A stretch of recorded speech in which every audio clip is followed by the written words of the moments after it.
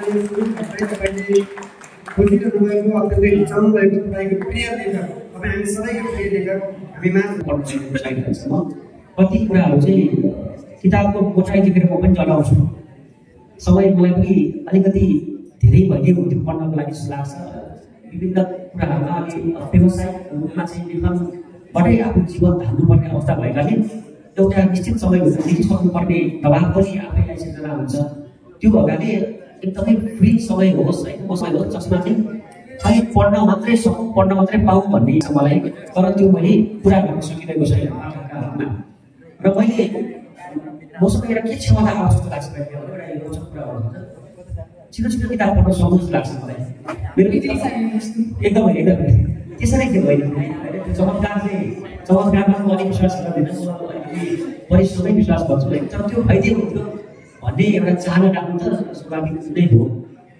अलिक चाहने किताब पढ्न सक्नु, अलिकति धेरैभन्दा धेरै किताब पढ्न सक्नु, दिमागमा पढेका कुराहरू सबै दिमागमा रहिरहोस् अडिरहोस् भन्ने किसिमको इच्छा राख्ने पाठक चाहिँ हो।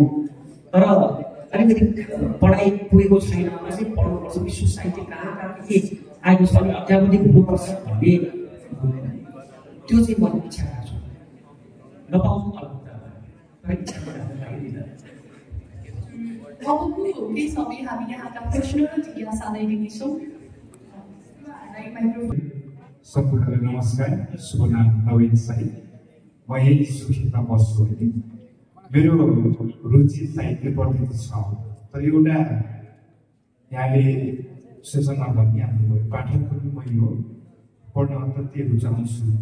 अनि म लेखन त उहाँको किताबहरू प्रकाशित भएको देखिहाल्छ। एउटा कुरा धेरै मैले पुस्तकहरू विवेचनामा त्यसपछि ल्याएर लेखकहरूका कुरा सुन्दाखेरि धेरै कुराहरू मैले पाउने गर्दछु। एउटा अरू व्यक्तिले लेखेको किताब एउटा पाठकले पढेर अनि लेख्दा चाहिँ अर्को किताब पढेको त्यहाँ आफूलाई लेख्दा लेख्नमा कतिको प्रभाव कतिको चाहिँ असर गर्छ, सकारात्मक होस् या नकारात्मक गरेको मिक्स। जस्तै एउटा किताब तपाईँले पढ्नुभयो पाठकको रूपमा, तपाईँले लेख्दाखेरि चाहिँ त्यो किताबले कतिको सपोर्ट गर्छ भन्नु खोजेको एउटा जिज्ञासा र एउटा जुन अहिले तपाईँको किताबको विवेचना भइरहेको छ समयको फुल यो किताब जुन पाठकले चाहिँ किन पढ्ने यसलाई एउटा प्रश्न सकारात्मक तरिकाले पाठकले चाहिँ यसलाई जस्तै हामी युवा पुस्ताहरूले पाठकहरूले साहित्यिक प्रेमीहरूले चाहिँ यो भर्खर विवेचना भइरहेको किताबलाई चाहिँ हामीले चाहिँ पढ्नै पर्छ र किन पढ्नुपर्छ एउटा तपाईँको एउटा लेखनको रूपबाट एउटा साहित्यकारको रूपबाट प्रश्न पार्नुहोस् धन्यवाद।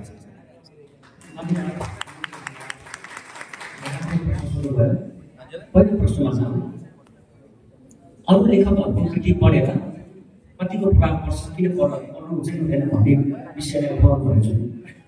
म एज अ रिडर वास्तवमा मैले हिजो एउटा सानो सबै कुरा यहाँ फेरि भन्छु। जब म लेख्दै गरेको क्रममा अड्किन्छु, म अब लेख्न सक्दिनँ भन्ने मलाई महसुस हुन्छ। मैले वरिपरि 8-10वटा किताब बुझाएको हुन्छु जो मेरा प्रिय लेखकहरूको पुस्तक हुन्छ। अड्केको बेलामा मैले कुनै पनि किताबबाट 2-3 पन्ना 4 पन्ना पढे पनि मेरो फ्लो बढ्छ। त्यो उल्झन अब फुट्छ। अरू किताब किन पढ्ने भन्ने चिजमा यो कुरा हुन्छ। प्रभावका कुरा जहाँसम्म छ प्रभाव पर्न सक्छ, नपर्ने होइन। कतिपय लेखकहरूको कुरा सुन्छु। नेपाली जनजीवनका मधुमय जीवन गाथाहरू बगिरहेका महानायक राजेश समानलाई हामी हार्दिक स्वागत गरौँ।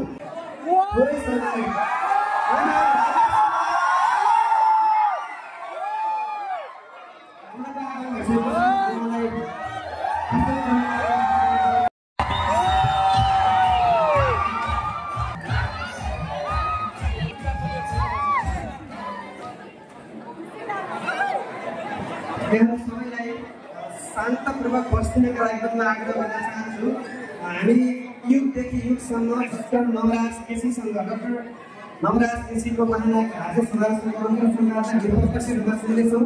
म यहाँलाई अमर समय साथीभाइहरूको भिडेको देखेर उसले जहिले पनि आफ्नो आमालाई सोध्थे रे, आमा अरूका खुट्टामा पनि आँखा छन् कि क्या हो है, उनीहरू फटाफट पुग्छन्, म मात्रै हिँड्न सक्दैन किन होला भनेर। हामी कर्णालीको राजधानी सुर्खेतमा तिनै बालक जो अहिले ठुलो भएको छन् र हिँड्न सक्छन् उनकै हातबाट महानायक राजे समाजलाई स्वागत गर्न चाहन्छु र म ती किरण सापकोटालाई स्टेजमा आउन अनुरोध गर्छु।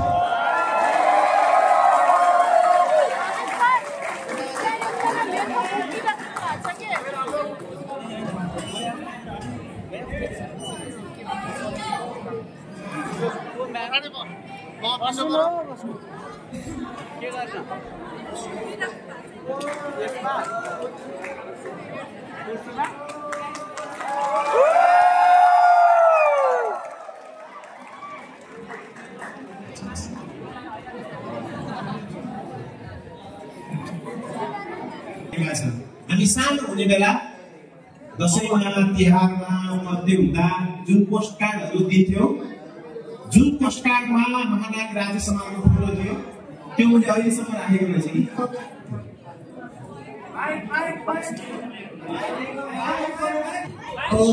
हेलो नमस्ते। आज कोही महानायकसँग मसँग भएको 2058 भएको पोस्टर खाली पोस्टर त्यति बेला चाहिँ म बजार जाँदा हिँड्न सक्दैन। साथीहरूलाई के हुन्थ्यो भने हिन्दी फिल्मको पोस्टरलाई 1 रुपियाँ गर्थ्यो, नेपालीलाई 2 रुपियाँ। मैले के गर्थेँ भने बजारमा राजेश हमालको जति पोस्टर पाइन्छ मलाई ल्याइदिनुहोस् भन्थे। त्यति बेलाका पोस्टर उसले धेरै रहेछन्।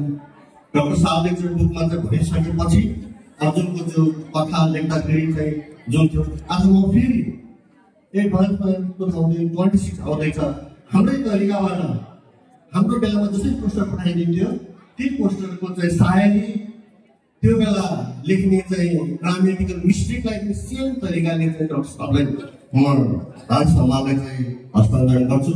हस्, धन्यवाद, थ्याङ्क यू।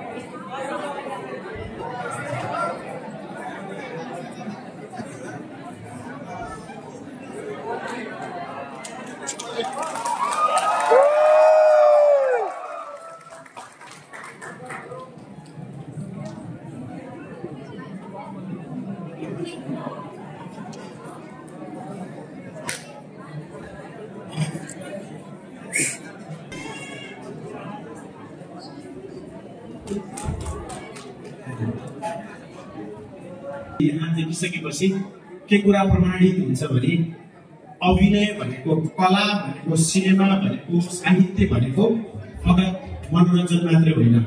मेरो पहिलो प्रश्न राजेशजीलाई यही छ, कला अभिनय भनेको के हो, यसको सिमाना कहाँ जान्छ? सर्वत्र यहाँ उपस्थित सबैमा नमस्कार छ। अत्यन्तै नै खुसी लाग्यो यहाँसँग यसरी प्रत्यक्ष भेटघाट गर्न पाउँदाखेरि। सुर्खेत म विगतमा विभिन्न सन्दर्भमा आएँ। धेरै वर्ष अगाडि छायाङ्कनको सन्दर्भमा पनि आएँ। बाटोली भन्ने चलचित्र हामीले यहाँ छायाङ्कन गरेको थिएँ। त्यो बेलामा धेरै दिन बसेर गएको थिएन, करिब 18-19 वर्ष अगाडिको। अहिले त सुर्खेतको स्वरूप पनि बदलिसकेको छ र विभिन्न महोत्सवमा पनि म आएँ, अन्य कार्यक्रममा आएँ र आज एउटा पृथक कार्यक्रममा चाहिँ यहाँ समक्ष उपस्थित भएको छु। मैले लेखेको पुस्तक युगदेखि युगसम्म यहाँ समक्ष पनि प्रत्यक्ष यसको बारेमा केही बताउने र यहाँहरूको जिज्ञासा सुन्ने हेतुले। त्यस कारण अत्यन्तै खुसी लाग्यो। यो उपस्थितिको लागि र यो न्यानो माया र स्नेहको लागि धेरै धेरै धन्यवाद छ। र विशेष धन्यवाद हाम्रो किरण कृष्ण सापकोटाजीलाई छ, किनकि उहाँ जस्तो व्यक्तिले गर्दाखेरि नै मेरो यो लामो चलचित्र यात्रा यहाँसम्म आइपुग्यो। यदि उहाँ जस्तो व्यक्ति अन्य दर्शकहरूको साथ यो यात्रामा यदि मैले नपाएको भए सायद यो लामो यात्रा चाहिँ निकै हुनलाई सम्भव हुँदैन थियो। यो 35-36 वर्षको यात्रामा सम्पूर्ण दर्शकहरू र किरणजी जस्तो व्यक्तिहरूको चाहिँ ठुलो हात छ। त्यसको लागि म आज यही प्लेटफर्मबाट सम्पूर्णमै धेरै धेरै धन्यवाद दिन चाहन्छु। उहाँले कला, साहित्य, सिनेमा पनि सोध्नुभयो। मैले प्रायः भन्ने गरेको छु कि एउटा असाध्यै प्रसिद्ध व्यक्तिले के भनेको थियो भने आखिर कला साहित्य कविता सिनेमा भनेको यसको सुरुवात भनेको त्यो झुटको खेतीबाटै हुन्छ। झुटको खेती भनेको व्यक्तिले बसेर यसलाई चाहिँ काल्पनिक हिसाबमा चाहिँ आफूले सृजना गरेको हुन्छ। तर यो यस्तो एउटा झुटको खेती हो कि जुन व्यक्तिले यसलाई ग्रहण गर्छ, यो पढ्छ, हेर्छ, त्यो व्यक्तिले आफ्नो सत्यता पत्ता लगाउन चाहिँ मद्दत गर्छ। त्यस कारण कला साहित्य गीत सङ्गीत कविता चलचित्रको त्यो सशक्तता छ, त्यो महत्त्वपूर्ण छ। सृजना यस्तो चाहिँ झुटको खेतीबाट भए तापनि यसलाई ग्रहण गर्ने व्यक्तिले चाहिँ आफ्नो जीवनको सत्य पत्ता लगाउनलाई चाहिँ यस्तै माध्यम निर्देशन या मद्दत भइरहेको छ। कला साहित्यलाई मैले त्यो हिसाबले लिएको छु। र अझै अलिकति दार्शनिक भएर कुरा गर्दाखेरि जीवन चाहिँ खासै एउटा ठोस मान्यता खासै केही पनि छैन जीवनमा। त्यस कारण पनि व्यक्ति पछि चाहिँ विभिन्न परिभाषाहरू हामीले दिन्छौँ जीवनको बारेमा। हरेकले आफ्नो आफ्नो ढङ्गबाट त्यसलाई परिभाषित गर्न खोजिरहेको हुन्छ। कसैले यात्रा भन्छ, कसैले सङ्घर्ष भन्छ, कसैले के भन्छ। त्यो भन्नुको कारण किनभने त्यसको खासै ठोस एउटा माने छैन।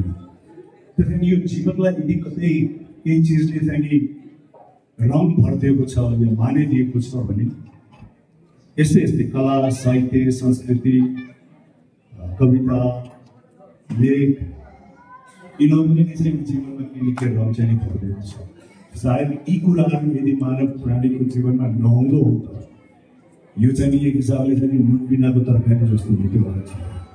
त्यस कारण यसको भूमिका चाहिँ त्यो हिसाबले छ। यसलाई चाहिँ हामीले जानेर होस् नजानेर होस् प्रत्यक्ष होस् अप्रत्यक्ष रूपमा होस् यसलाई कहीँ न कहीँ चाहिँ आफ्नो जीवनमा केही न केही कुराको लागि आफूलाई जिउनको लागि आफूलाई सोच्नको लागि अप्ठ्यारोमा अगाडि बढ्नको लागि यसले कहीँ न कहीँ हिसाबले सहयोग चाहिँ गरिरहेको हुन्छ। कलालाई सिनेमालाई साहित्यलाई सृजनालाई चाहिँ मैले यस हिसाबले लिएको छु। एउटा एकदम महत्त्वपूर्ण प्रश्न सुनौ। उहाँको जन्म कहाँ भयो, बाल्यकाल कस्तो भयो, यो आफ्नो ठाउँमा छँदैछ। तपाईँहरूलाई पढ्नु लागि भने पुस्तक लिनु पर्यो, त्यसमा पढ्नु पर्यो। तर मलाई एकदमै इन्ट्रेस्टिङ लागेको उहाँलाई सोध्नुपर्ने प्रश्न जस्तो के लाग्यो कि तपाईँभित्रको कलाकारको जन्म चाहिँ कहिले भयो? यो पुस्तक पढ्दै गर्ने बेलामा मैले एक ठाउँमा राजेश राई चाहिँ इन्डियामा हिँड्दै गर्ने बेलामा धेरै मानिसले उहाँलाई घेरेर मिथुन चक्रवर्तीको अटोग्राफ लिएको प्रसङ्ग लेख्दाखेरि उसको रेसिपीको एकदमै इम्पोर्टेन्ट किस्साहरू पुस्तकमा एकदम रोमाञ्चित किस्साहरू छन्। तपाईँभित्रको कलाकारिता यदि तपाईँले फर्केर हेर्नुभयो भने त्यसको जन्म चाहिँ कहाँनिर भयो र त्यो कलाकार कसरी हुर्कियो, त्यो बाल कलाकार कसरी हुर्कियो जस्तो लाग्छ। कलाको जुन विधा मैले सम्बन्धित चलचित्रप्रति मेरो आकर्षण सुरुवातका दिनमा सुरुवात भनेको बाल्यकालमा जब म चलचित्रको हेर्दाखेरि म एज एकदमै कलाकार चलचित्रको कलाकार बन्छु भन्ने किसिमको चाहिँ तरिकाबाट उत्साहित हुनुभन्दा पनि चलचित्र एज अ माध्यम एज अ मिडियम माध्यमप्रति चाहिँ म साथै आकर्षित भइरहेको थिएँ। त्यो चाहिँ मलाई लाग्छ कि 10, 11, 12 वर्षको उमेरदेखि नै भएको थियो। र चलचित्रको माध्यम भन्नाले के हो भने अघि मैले भने जस्तो हामी चलचित्रको पर्दामा जब चलचित्र हेर्छौँ त्यहाँ विभिन्न किसिमको चाहिँ भावना देखाइएको हुन्छ, विभिन्न किसिमको भावनाको चाहिँ उतार चढावमा दर्शकलाई लगेको हुन्छ। र त्यो दर्शकले चलचित्र हेर्दाखेरि यदि त्यो चलचित्र राम्रोसँग प्रस्तुत गरिएको छ, राम्रो अभिनय छ, त्यसको कथावस्तु साथै मिलेको छ भने त्यो चलचित्रमा हेरेको विषयवस्तु दर्शकले त्यो एक्टिङ हो यो सबै एउटा कला हो भन्ने थाहा पाउँदा पाउँदै पनि यहाँ दर्शाइएका भावनाबाट यसरी बग्नुहुन्छ। त्यहाँ यदि खुसी देखाइएको छ भने दर्शकहरू खुसी हुनुहुन्छ, त्यहाँ यदि दुःख देखाइएको छ भने दर्शकहरू दुःखी हुनुहुन्छ। त्यस कारण एज अ माध्यम चाहिँ मलाई यो असाध्यै प्रभावकारी माध्यम लाग्यो चलचित्र। र चलचित्र सायद यस्तो एउटा माध्यम हो जहाँ चाहिँ चलचित्र भवनभित्र त्यहाँ कुनै वर्ग विशेष समुदाय विशेष सिद्धान्त विशेषका व्यक्तिहरू मात्रै हुँदैन, त्यहाँ सबै किसिमका चाहिँ व्यक्तिहरू हुन्छ, समाजका चाहिँ विभिन्न तह तबका पृष्ठभूमिलाई प्रतिनिधि गर्ने व्यक्तिले चाहिँ आएर चलचित्र भवनमा चलचित्र हेर्छ र ती सबै व्यक्तिहरू आफ्ना जीवनका पाटाहरूमा चाहिँ विभिन्न रुचि विभिन्न चाहिँ इच्छा विभिन्न चाहिँ स्थानमा भए तापनि सबै व्यक्तिको केन्द्र चाहिँ त्यो चलचित्रमा देखाइएको विषयवस्तुप्रति चाहिँ उहाँहरू आकर्षित र केन्द्रित हुनुहुन्छ। त्यही चलचित्रको त्यो सशक्तता चाहिँ मैले अलिक पहिलेदेखि चाहिँ त्यसलाई मैले अवल्याउन चाहिँ सकेँ र चलचित्रप्रति आकर्षित भएको चाहिँ मेरो पहिलो बिन्दु चाहिँ त्यही चलचित्र एज अ माध्यमको चाहिँ सशक्तताबाट कलाकार बन्छु भनेर चाहिँ अझ पछाडि अलिकति धेरै पछि र कलाकारिता गर्नुको लागि मलाई इच्छा के गर्यो भने मानव जीवनमा यदि केही कुरा स्थायी छ भने मान्छेको भावना स्थायी छ, जुन हामी नवरस भन्छौँ नि कलामा विभिन्न रसहरू व्यक्तिले प्रकट गर्छ, चाहे त्यो मायाको होस्, चाहे त्यो त्रासको होस्, चाहे त्यो रिसको होस्, चाहे त्यो घमण्डको होस्, चाहे त्यो स्नेहको होस्, चाहे त्यो करुणाको होस्। यी विभिन्न भावहरू जुन हाम्रो मानव जीवनमा छ एज अ कलाकार त्यसलाई चाहिँ एकदमै खुला रूपमा यदि तपाईँको चरित्रले त्यसलाई मागेको छ, यदि तपाईँको स्क्रिप्टमा त्यो लेखेको छ भने ती सबै भावनाहरूलाई चाहिँ एकदमै खुलस्त रूपमा चाहिँ एउटा कलाकारले पेश गर्न सक्छ। भले कि आफ्नो वास्तविक जीवनमा यी भावनाहरूबाट व्यक्ति गुज्रे पनि खुलस्त रूपमा चाहिँ उनीहरूले प्रकट गर्न सक्दैन। वातावरणले गर्दा आफ्नो परिस्थितिले गर्दा व्यक्ति हाँस्ने चाहेको ठाउँमा दिल खोलेर हाँस्न सक्दैन, रुन चाहेको ठाउँमा दिल खोलेर रुन सक्दैन।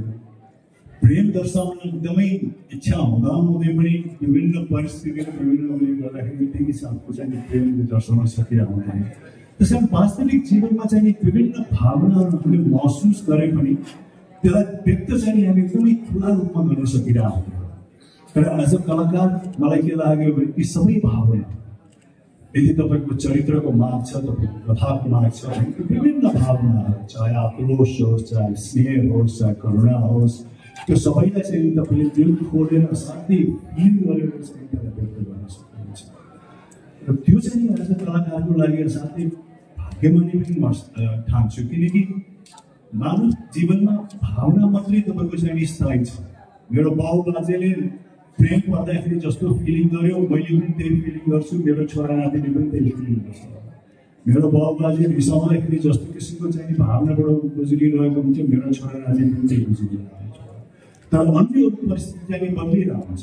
अघि मैले भने जस्तो म 17-18 वर्ष अगाडि चाहिँ सुर्खेत आउँदाखेरि सुर्खेतको स्वरूप चाहिँ बदलेको छ, तर सुर्खेतवासीहरूमा जुन भावना 17, 18, 20, 50 वर्ष अगाडि थियो त्यो भावना आज पनि विभिन्न किसिमले चाहिँ महसुस भइरहेको छ। त्यस कारण मानव जीवनमा भावना मात्र एउटा साथै स्थायी रूपमा चाहिँ त्यो बगिरहेको हुन्छ र एउटा जीवनकालमा ती सबै भावनालाई महसुस गर्न सक्नु, त्यसलाई व्यक्त गर्न सक्नु, त्यसलाई फिल गर्न सक्नु चाहिँ एक हिसाबले जीवनले गर्दा पूर्णता पाएको जस्तो पनि महसुस हुन्छ।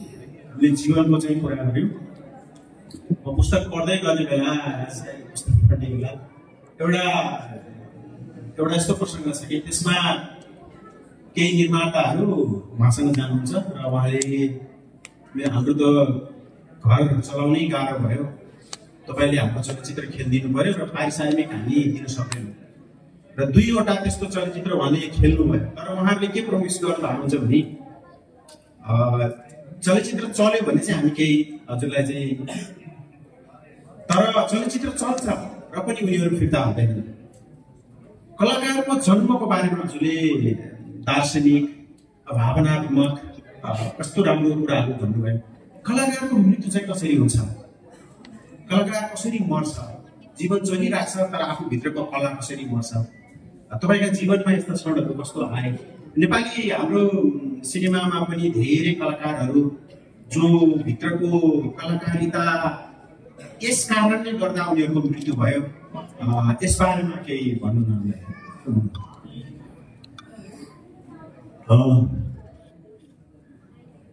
तपाईँ पहिला मलाई सोध्नु भयो कसैको चलचित्र मैले के गर्दै हिसाबले यो कस्तो छ भने नेपाली चलचित्रको इतिहास, नेपाली चलचित्रलाई हेर्दाखेरि या कलाकार को कलाकारिताको मृत्यु भनेको चाहिँ कस्तो भने कलाकारताको पेसा भनेको असाध्यै अनिश्चित पेसा छ, यो असाध्यै असुरक्षित पेसा। यो यस्तो एउटा पेसा होइन कि आज मैले चलचित्र खेल्न गएँ, अब मेरो चलचित्र यात्रा सुरुवात भयो र अर्को 30-35 वर्षसम्म जबसम्म म चाहिँ ऊर्जाशील छु, उत्पादनशील छु, तबसम्म म चलचित्र खेलिरहन सक्छु भन्ने किसिमको कुनै गारन्टी हुँदैन। यो असाध्यै असुरक्षित क्षेत्र हो र यो असाध्यै लोकतान्त्रिक क्षेत्र पनि हो। तपाईँमा चाहिँ भरपूर कलाकारिता हुँदा हुँदै पनि तपाईँले वस्तुको सामग्री यदि लोकले त्यसलाई चाहिँ स्वीकार गरेन भने तपाईँको कलाकारिताको यात्रा त्यही नै हुन्छ। र त्यो पनि उहाँलाई नै जसले उसँग उहाँको पहिलो प्रेम भयो उहाँले नै प्रपोज गर्नुभएको छ र उहाँ 9 क्लासमा पढाउने। त्यसैले मैले यहाँनिर चाहिँ यो कुरा किन भनेको छु भने पछि जब म कलाकार बन्छु भनेर उहाँले निर्णय लिने क्रममा आयो, त्यति बेलामा परिवारबाट चाहिँ त्यसको जान हुँदैन भन्ने कुरा त्यहाँनिर आउँछ। के अभिभावकले हजुरको जीवनबाट के बुझिन्छ भने अभिभावकले उहाँले लिएको निर्णय ठिक थियो भन्ने कुरा अब प्रमाणित भइसक्यो। अब अभिभावकले आफ्ना बालबालिकालाई हुर्काउने बेलामा केवल आफ्नो इच्छा आकांक्षा मात्रैलाई फोर्स नगरेर उसको लागि के सुटेबल हुन्छ भन्ने कुरा कतिको महत्त्वपूर्ण छ। त्यस हजुरको जीवनले चाहिँ नेपालका अब विश्वका तमाम अभिभावकहरूलाई के भन्न चाहनुहुन्छ? मैले अलिकति प्रेमको सन्दर्भ उठाएँ। के छ भने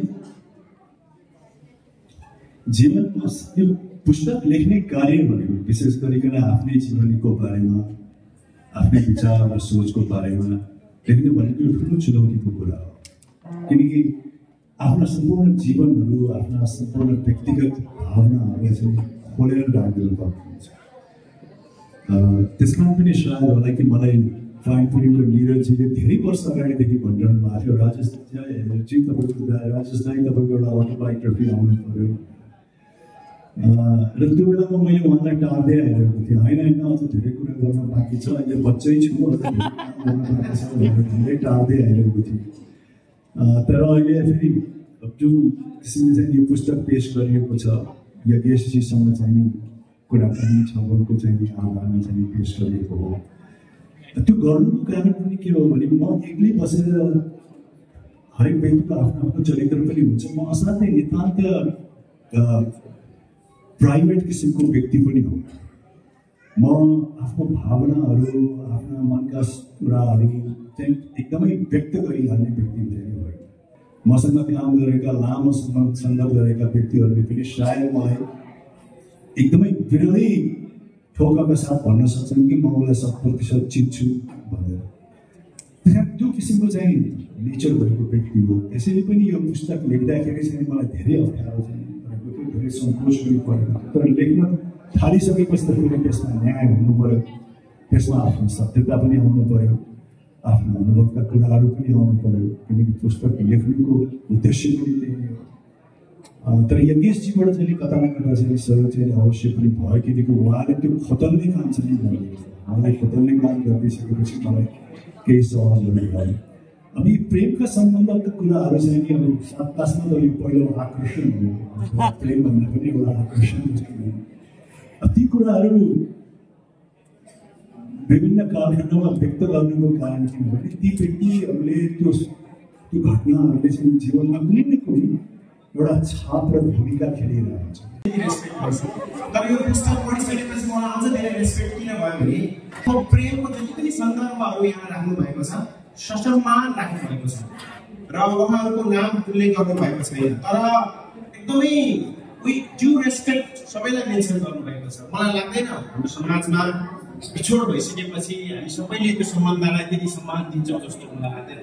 पुँजीवादले धनको असमान वितरण गर्छ, पुँजीवादले धनको असमान वितरण गर्छ। साम्यवादले, कम्युनिजमले गरिबीको समान वितरण गर्छ। अब तपाईँ यदि राजनीतिमा आउनुभयो भने फेरि मैले किन भनेको छु भने चितवनमा पनि मैले उहाँको सेसन सुनेको थिएँ। उहाँलाई यही प्रश्न सोद्धा उहाँले कस्तो राम्रो प्रत्युत्तर दिनुभयो भने उहाँले के भन्नुभयो भने मैले त राजनीतिलाई छोड्ला अरे तर के राजनीतिले मलाई छोड्छ भनेर भन्नुभएको थियो कि। त्यसैले मैले यहाँनिर एउटा तपाईँ राजनीतिमा आउनुभयो भने पुरानै कुनै पार्टीमा जानुहुन्छ वा नयाँ पार्टी बनाउनुहुन्छ। मैले अलिकति यो उत्तर दिनुभन्दा अगाडि म तपाईँहरूलाई सोध्छु है, महानायक हाम्रो राजेश राई कुनै पार्टीमा जानुभयो भने उहाँ सँगसँगै तपाईहरु त्यो पार्टीमा जान चाहनुहुन्छ वा तपाईहरु उहाँको नयाँ पार्टी खोलेर त्यो पार्टीमा जान चाहनुहुन्छ? नयाँ पार्टीमा जानु पर्यो। ल पहिलो उहाँ कुनै पुरानो पार्टीमा जानुभयो भने म त्यसमा जान्छु भन्नेले हात उठाउनुस् त।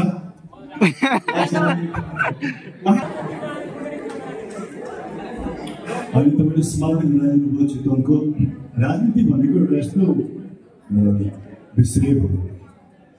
तपाईँ यदि कुनै राष्ट्रमा बस्नुहुन्छ कुनै समाजमा बस्नुहुन्छ भने तपाईँ राजनीतिबाट अवल्लिन सक्नुहुन्छ तर राजनीति तपाईँबाट अवल्लिन।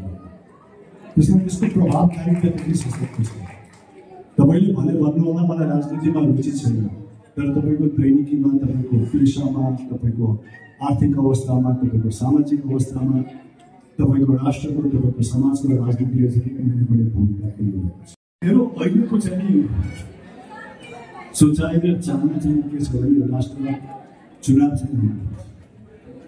यदि हामी लोकतान्त्रिक अभ्यास गर्ने समाज हो भने चुनाव अपरिहार्य छ र चुनाव बिनाका सरकारहरूको चाहिँ एकदमै लामो समयसम्म जानेबाट चाहिँ एटलिस्ट परिकल्पना गर्न सक्दैन। त्यो हुनु पनि हुँदैन। त्यस कारण पनि सायद डे वानबाटै उहाँले मिति र महिना चाहिँ त्यो दिनु भनेको छ। किनकि त्यो एउटा चाहिँ सशक्त आधार हो अहिलेको सरकार बन्नु। अहिलेको सरकार बन्नुको सशक्त आधार के हो भने उहाँहरूले यो मितिमा चुनाव हुन्छ भनेर घोषणा गरेर चाहिँ सरकार बन्नुभएको छ। त्यस कारण चुनावको चाहिँ त्यो महत्त्व छ। नेपाली समाजले चाहिँ आफूले छनौट नगरेको प्रतिनिधिको सरकारबाट चाहिँ लामो समयसम्म गर्न सक्दैन। मेरो इन्ट्रेस्ट चाहिँ के छ भने भोलि म राजनीतिमा आएर पनि जनताबाट चुनेरै राजनीति गर्न चाहन्छु। त्यो मात्रै म सही राजनीतिक प्रतिनिधि चाहिँ गर्न सक्छु। त्यस कारण मेरो चाहिँ लङ टर्म मेरो विचार चाहिँ यो राष्ट्रमा अहिलेको सरकार चाहिँ दिएको हिसाबमा निरन्तरता पाइरहनु हुँदैन। यसले चाहिँ एउटा चुनावी सरकार त्यसको रेसिपी यो चाहिँ यो पुस्तक पढेपछि मैले पाएको हो। बुद्धको मध्यम मार्गमा हिँड्ने व्यक्तिदेखि लिएर जो मेन्टल फिटनेसको पनि धेरै रेसिपी छ। त्यो रेसिपी हजुरबाट सुनौ र त्यसपछि हजुरको प्रश्नमा हामीहरू जानेछौँ। मनुष्य जीवनमा मानसिक शारीरिक भावनात्मक मनोवैज्ञानिक सन्तुलन हुन चाहिँ सबैभन्दा जरुरी कुरा र त्यो गर्न नै सबैभन्दा कठिन पनि हो र सबैभन्दा चुनौतीपूर्ण पनि हो। किनकि मान्छेमा दिमागमा कस्तो किसिमको विचार आउँछ कस्तो किसिमको सोचले उसलाई प्रभाव पार्छ यसको नियन्त्रणमा पनि तर नियन्त्रणमा के हुन्छ भने प्रमुखको रूपमा काम गर्छु। हाम्रो यौवन अवस्थादेखि नै महानायक राज्य समाजको चाहिँ हे भन्नेवाला स्ट्याटसबाटै हामी त्यो अड्डाबाटै र फलस्वरूप अनि कलाकारिता क्षेत्रमा उहाँको इङ्ग्लिस स्पिकिङ पनि एकदमै फ्लुएन्ट, म त्यसमा एकदमै फिदा थिएँ। फलस्वरूप उहाँको विभिन्न भिन्नताका कारणले महानायकको रूपमा देख्न पाउँदा एकदमै खुसी लाग्यो र कर्णालीवासीको तर्फबाट उहाँलाई एकदमै धेरै हार्दिक स्वागत तथा अभिवादन पनि गर्न चाहन्छु। र कर्णालीमा यहाँको आगमन भएको छ। कर्णालीमा प्रचुर स्रोतहरू हुँदाहुँदै पनि भू सम्पदा, जल सम्पदा, वन सम्पदा, उत्खनन, विभिन्न नेचुरल रिसोर्सेसहरू हुँदाहुँदै पनि मान्छेको दृष्टिले कर्णाली अलिकति पिछडिएको छ, त्यहाँ नजाने जस्तो महसुस गर्छन्। कलाकारिताको क्षेत्रबाट यहाँले यो कर्णाली प्रतिको दृष्टिलाई सकारात्मक बनाउनको लागि के अभिनय गर्न सक्नुहुन्छ, के प्रतिबद्धता दिन सक्नुहुन्छ? धन्यवाद। त्यसैमा म थप्छु पनि सानो फोटो सेसन हुँदैछ र लागि पनि